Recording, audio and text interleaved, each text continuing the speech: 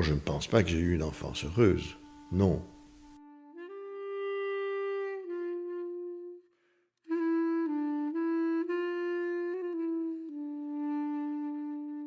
Non. J'ai eu une enfance, disons, sécurisée matériellement, avec une mère qui s'occupait très bien de ses enfants, mais non, non, non, je ne peux pas dire que j'ai eu une enfance heureuse. J'ai eu une enfance, je pourrais dire, endormie.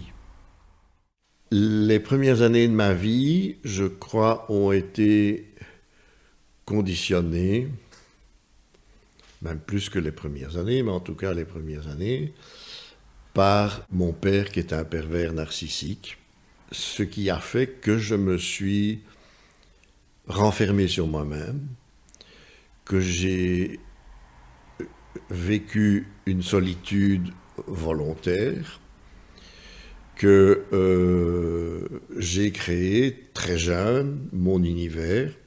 J'ai toujours dessiné, mais j'ai aussi commencé à créer mon univers en faisant des peintures, en bricolant des petits objets style lampe de chevet pour les différentes tablettes de fenêtre dans ma chambre.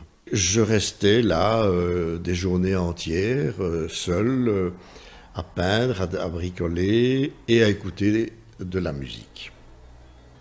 La musique était toujours pour moi une chose extrêmement importante et elle est d'ailleurs toujours. Quand je peins aujourd'hui, j'ai toujours de la musique et pas en fond musical, hein, vraiment, on écoute là. Hein.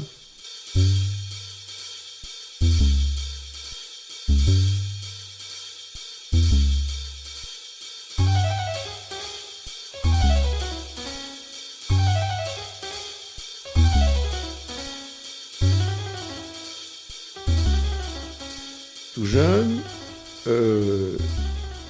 nous habitions près de la place Saint-Job, où il y avait régulièrement la kermesse. Et moi, j'allais me balader, la kermesse, ça ne m'intéressait pas, mais j'allais me balader et j'écoutais la musique qui passait dans les moulins. Et c'est là que j'ai découvert et entendu, pour la première fois, les disques de Little Richard, le rock'n'roll des années 50, et les Platters et Bill Haley.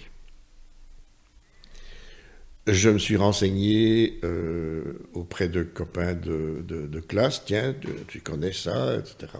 Donc je me suis passionné et j'ai acheté des 45 tours à l'époque. Et petit à petit, je me suis mis au jazz.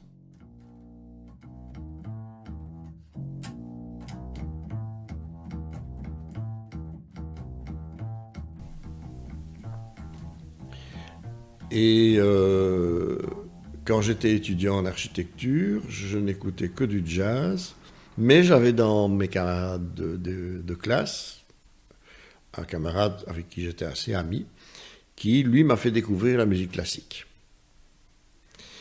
Et venant du jazz, je suis passé à la musique classique contemporaine. Pas à Beethoven, Bach, Mozart. Je suis passé à Stravinsky, Bartók. Donc j'ai commencé par ce qui étaient les compositeurs de l'époque, du début du XXe siècle. Et ce n'est que, bon, je me suis passionné de plus en plus pour cette musique. J'aime toujours le rock'n'roll, j'aime toujours le jazz, j'écoute toujours ça. La musique classique s'est ajoutée. Et puis je suis descendu dans le temps, c'est-à-dire que donc des gens du XXe siècle, ben, je suis descendu au XIXe, au XVIIIe, etc., jusqu'à la musique baroque. Je dois dire que j'ai des yeux très avides de voir. Quand je vais quelque part ou que je vois quelqu'un, il est scanné automatiquement. J'ai aussi des oreilles très avides d'écouter. Donc très curieux de découvrir des musiques que je ne connais pas ou même des choses très populaires.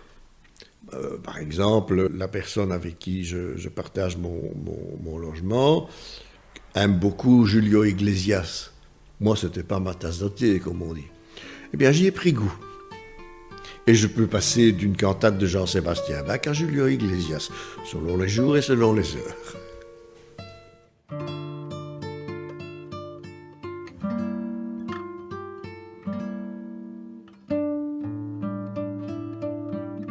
À mon âge, que je réfléchis sur mon passé, ma jeunesse, mon enfance, je pense que le fait de m'enfermer dans ma chambre, de dessiner dans un premier temps, de peindre des tableaux dans un deuxième temps, de fabriquer des objets décoratifs, notamment des lampes de chevet, que je mettais soit sur une petite table, soit sur mes... J'avais 2 fenêtres, donc j'avais de la place pour mettre sur les tablettes de fenêtres.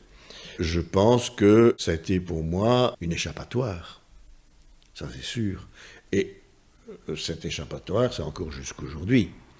Il m'est arrivé quelquefois que des gens viennent ici et qu'on discute et que moi je continue à ma table à dessin, à dessiner et à peindre. Et plusieurs personnes m'ont dit, mais Jacques, tu n'as pas besoin d'aller chez un psy, toi. C'est évident. C'est évident. Ma thérapie, c'est mon univers. Et d'autant plus que je recherche une perfection non seulement dans la pensée de mes œuvres, dans la composition de mes œuvres et dans l'exécution. J'ai pensé aussi ces derniers temps que quand j'étais très mauvais élève en secondaire, il n'y avait qu'un seul cours où j'étais brillant. C'était la gymnastique. J'étais passionné. Au point que un des professeurs avait organisé régulièrement, plusieurs fois par semaine, des cours du soir, qui étaient donc après les cours. Et je faisais ces cours du soir. Mais même pour les cours, disons, que suivait toute ma classe, j'ai eu 3 professeurs de gymnastique, m'ont tous dit, on ne peut pas faire autrement que de vous mettre 20 sur 20. Ah, pourtant ça ne se fait pas en gymnastique. Mais un élève comme vous, on n'a jamais eu. Les 3 professeurs m'ont dit ça. Hein. Et je savais que quand je faisais un exercice, notamment parfois des sauts assez compliqués, je savais que c'était bien au son. Rien qu'au son. Et aujourd'hui, je me dis, mais dans le fond, pourquoi je faisais cette gymnastique? Bien sûr, j'aimais bien, mais il y a un lien évident avec ma peinture. C'était les exercices. Je montais par exemple à la corde, à la force des bras, avec les jambes à l'horizontale. Et il s'agissait, selon moi, qu'elles soient bien à l'horizontale. C'était la position parfaite. Les sauts avec tremplin, plint et boc, et vide entre les deux, ça devait être parfait. Et je savais quand c'était parfait, rien qu'au son. Et qu'est-ce que je fais? Dans ma peinture, c'est exactement la même recherche.